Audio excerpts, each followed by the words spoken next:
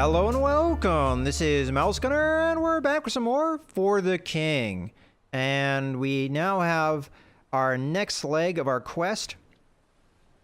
And you know what? If we were supposed to bring these objects back to Hasta, maybe that one mission to get the supply list and bring it back was the right call. But I don't know what location we were having to go to, so that might have been a mistake now that I realize it, but I really don't know where that Sanctum of Purity or whatever it was called is, and I don't know of a way in this game to actually easily find locations.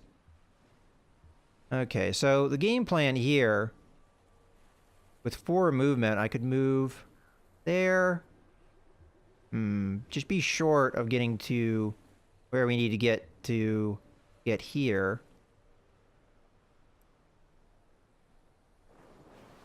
I am going to pick up my party, though.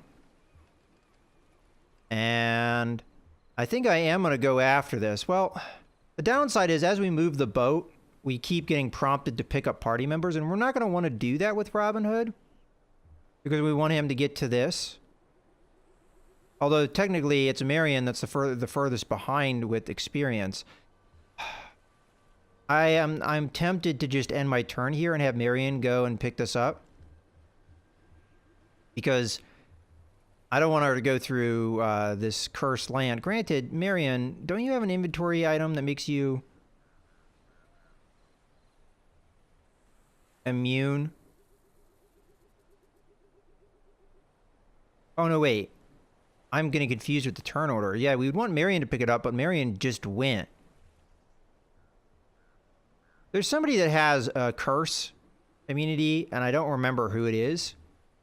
I think it is either Marion or Will Scarlet.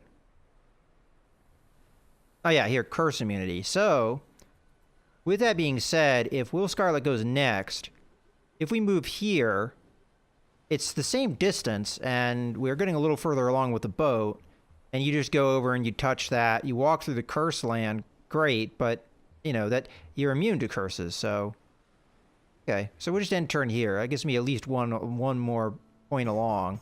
We get a nice movement allotment too. So we'll move over the stone hero. We're immune to the curse. Pay tribute. Get that experience. And then we just go back to the boat and call it a day.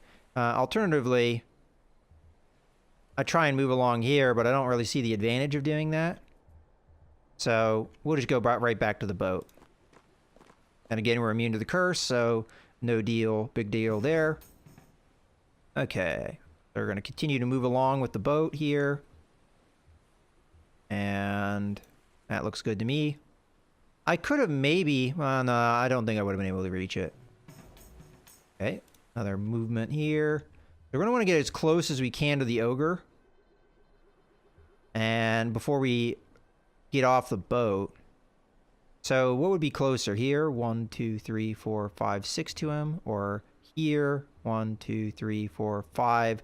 I mean, in theory, this drop-off point would be the closest. So I guess we'll keep moving here.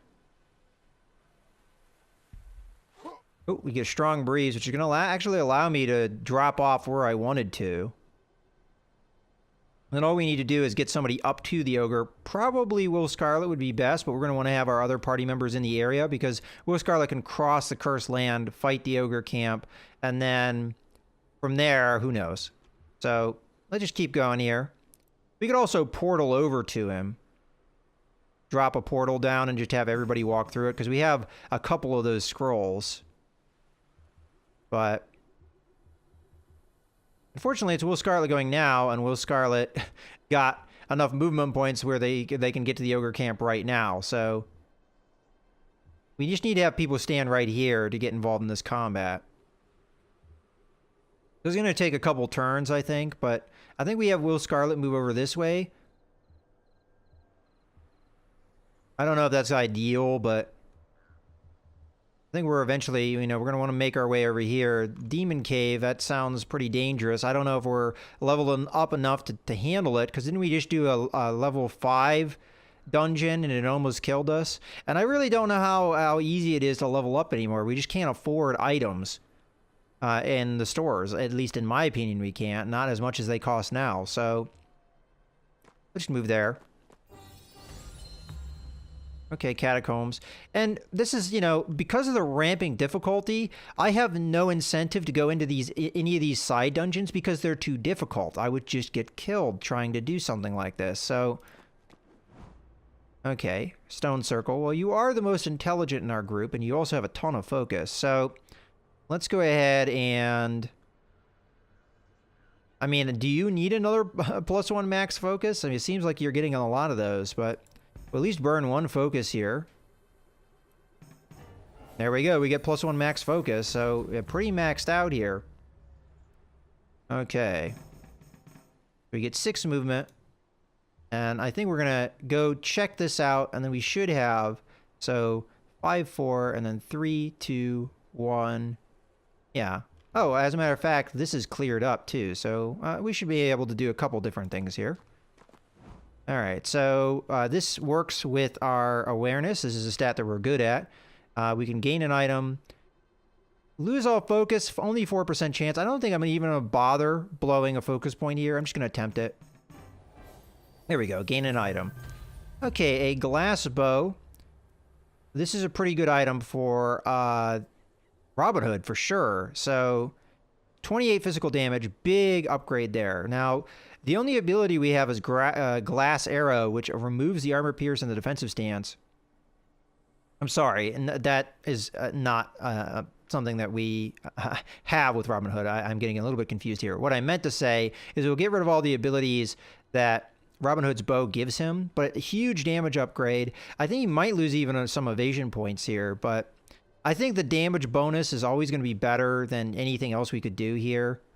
At least I think so. But we're just going to collect it for now, and we'll evaluate it. We could always have our trapper have a bow. There's nothing that would stop me from doing that. But for now...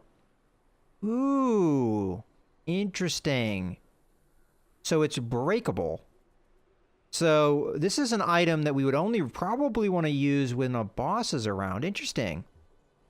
Okay, well, we're still going to move over towards where the ogre is. So that we can... Okay. I think we're just going to sneak past this guy.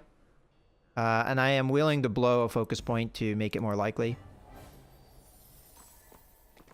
I mean, I might have been able to draw all of my party members into combat. I wasn't really paying attention. Yeah, I guess I could have done that, and we would have had all of our party members into the combat. And now that I think about that, that was actually a poor decision. Because we need the experience, so... I'm going to go ahead and fight the Bone Wizard. He's going to be by himself, so it's not going to be that big of a deal. I probably should have used a focus point to do an ambush rather than go past him, but that's my mistake. We'll just go ahead and do a combat here, just a normal one. And I'm going to just do fight. I mean, I could ambush him, and I actually have a pretty good chance of succeeding if I put a focus point into it. Yeah, why don't we try? There we go. Get an ambush off. Okay, so I'm going to want to just do a normal attack on him.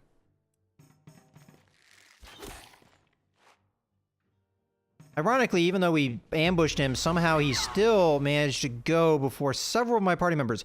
Did they change how the ambush worked? I mean, I really don't understand what benefit I got from that. It should have given me a massive initiative bonus.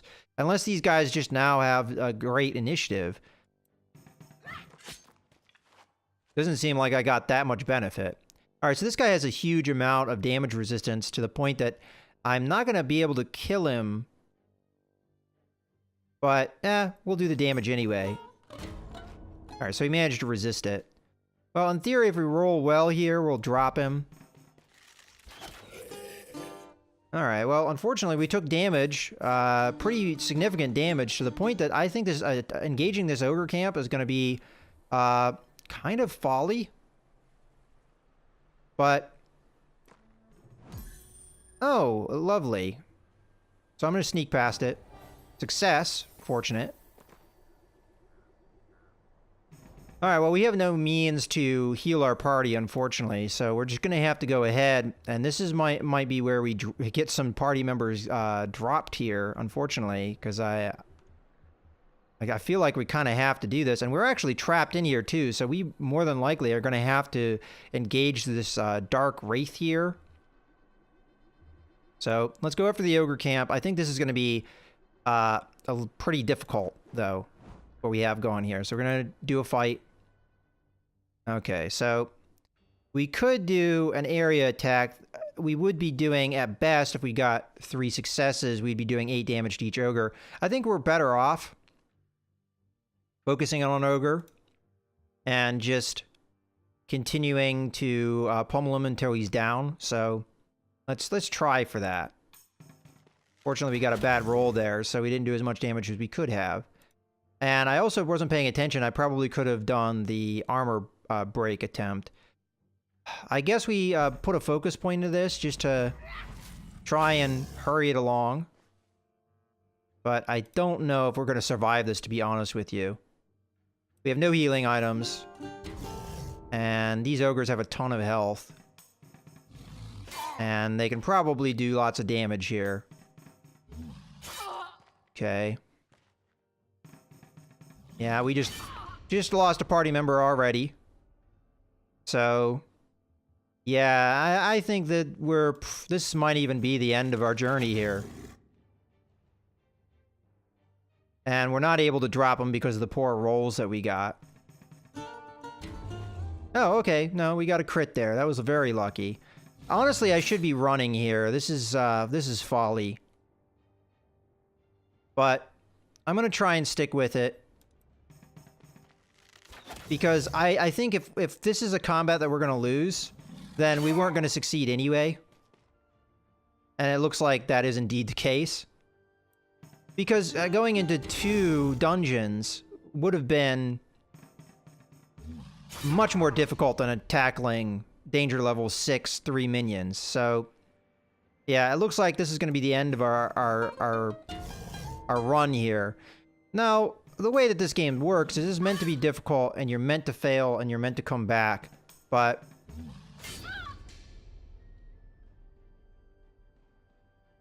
there is also the danger that you know, turns off potential players because you are going through the same quest line every time. But yeah, it depends on.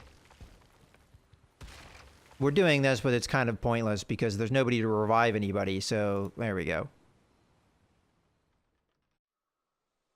All right, well, that is the end of the run. It ended a little unfortunately there, and I think, again, there were some things that I could have done better. For one thing, I didn't know about that pipe thing until way late into this playthrough. And now that I know about it, I don't know how much it would have changed the run. Maybe a little bit, for sure, because we did have a number of healing items. If it had buffed how much healing we would have gotten out of those items, then I think it would have had a part to play. But in any case, let's go ahead and take a look. We do have a lot of lore here. And as a result, we could unlock some items here. I think we maybe unlock another class. The one thing I kind of worry about, though, with the herbalist is if she just has the skill party heal, well, that's a garbage skill in my opinion, because you need a healing item for it to work. You would think a party member like this would be super powerful, but really they're not because of the healing item requirement. Unless she starts with like a whole pocket full of healing items, and then maybe that would be worth it. Well, you know what? I'm going to pick up the herbalist just because if it is as powerful of a character as it appears it may be, with healing being really difficult to get in this game, well, it might be worth trying, but I have a feeling that it's going to work exactly how I thought it was going to work, which is she just has the party skill heal out the gates, and maybe she starts with some healing items, but once you run out of the healing items, that skill is completely and totally useless. But I am still going to take her. And we have 2 points left, so we can get an item here if we really want. And that might have been useful in this playthrough. Get a mask here, some shoes. You know what, I'm just going to take the Swift shoes. This seems like a decent item overall, and it only costs 1. Oh, actually, you know what? Before we do that, let's see what else we got here. So we also have some encounters that we can come across. Ooh, a pipe smith. We were just talking about how pipes are important. Traveling healer. Well, that sounds really important. Yeah, let's use our 2 lore points for that. Well, we also have locations. Let's see what we got. Dark Carnival. Oh, so that was the one thing we got a ticket for. Apparently, we didn't even have the unlock for it. So the fact that we had a ticket for the Dark Carnival was completely useless, I guess. And I didn't realize it. Well, I still want the Traveling Healer. That sounds like a really good thing. I have a feeling, though, that you probably need gold for it. But it's worth the unlock, I guess. And in any case, I hope you guys have enjoyed this playthrough of For the King. I'm not sure if I'm going to continue on with another series, but I really do enjoy this game, and I really think it has great potential. But my biggest reservation for it right now is just balance changes, and then those things can easily be changed, in my opinion. I think a lot of the other elements of the game are really solid. I think the art aesthetic is fine. I think the gameplay, for the most part, is fine. So really, it's just those balance changes, which I think is doable. In any case, as I said, I hope you guys have enjoyed. This is Mouse Gunner, signing out.